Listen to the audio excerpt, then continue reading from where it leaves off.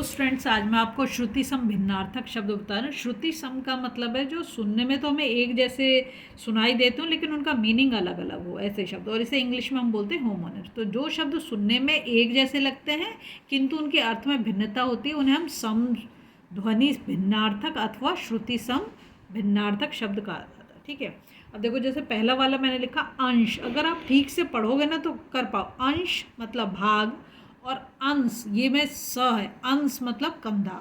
अव का मतलब है इसी समय, ठीक है, या इस समय भी लिख सकते हो, इस समय। ठीक है, और अव का मतलब, अव जो है एक उपसर्ग है। अव क्या है?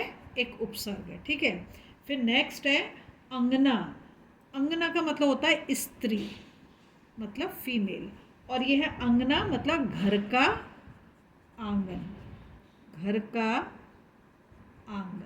ठीक है, नेक्स्ट देखो, यहाँ पे लिखा अनल। अनल का मतलब होता है आग। और दूसरा है अनिल। अनिल का मतलब होता है हवा। ठीक, अपेक्षा। अपेक्षा का मतलब है आशा रखना किसी से, या इच्छा रखना। ठीक है, इच्छा हो आपकी तो भी कहते हैं ना कि आपसे मेरी ये अपेक्षा थी। और उपेक्षा कहते हैं जब आप किसी का अनादर कर रहे हो, मतलब डिसरेस्पेक्ट करो, अनादर। ठीक है, अनु का मतलब होता है पीछे, अनुयायी बोलते हैं ना, तो पीछे। और अणु का मतलब है कण।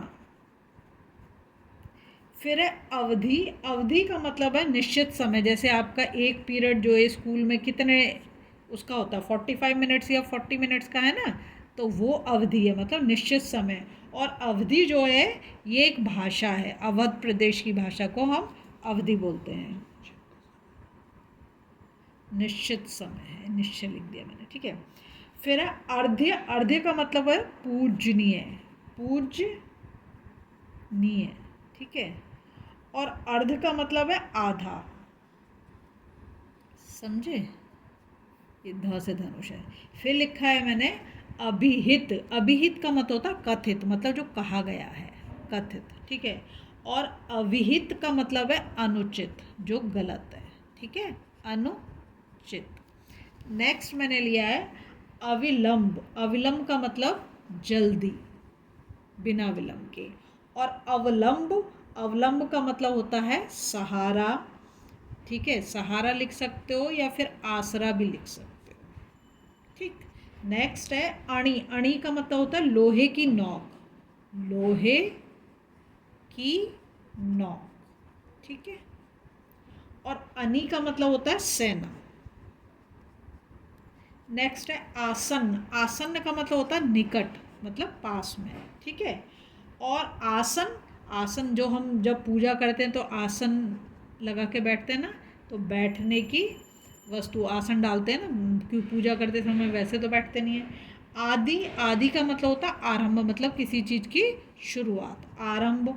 और आदि का मतलब है अभ्यस्त, मतलब हैबिचुअल हो जाना, किसी चीज़ की बहुत ज़्यादा आदत लग जाना। ठीक है, आधि का मतलब है मानसिक कष्ट, मानसिक कष्ट। ठीक है, और आधी मतलब पूरे के दो टुकड़े, पूरे के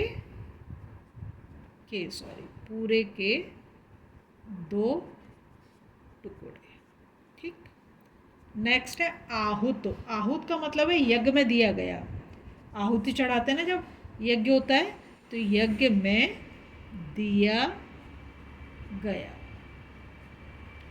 ये है आहुत। छोटे ऊ की मात्रा, और इस पे बड़े आहूत। आहूत का मतलब होता है आमंत्रित, मतलब किसी को इनवाइट करना, आमंत्रित। फिर है आली। आली का मतलब होता है सखी, मतलब फ्रेंड। ठीक है, और अली का मतलब होता है भौरा, भौरा। इत्र का मतलब होता है सेंट, जो लगाते हैं। ठीक है, और इतर का मतलब होता है दूसरा, दूसरा। फिर है उपरक्त। उपरक्त का मतलब है भोग विलास में, भोग विलास में लीन। ठीक है, लीन। और उपरत का मतलब है विरक्त, मतलब किसी से बहुत ज़्यादा विरक्ति हो जाना। फिर है उद्यत। उद्यत का मतलब है तैयार, एकदम तैयार। ठीक है, नेक्स्ट है फिर उद्धत। उद्धत का मतलब है उद्दंड, उद्दंड। ठीक है, नेक्स्ट है कृत। कृत का मतलब है किया हुआ, किया हुआ। ठीक है, काम करना,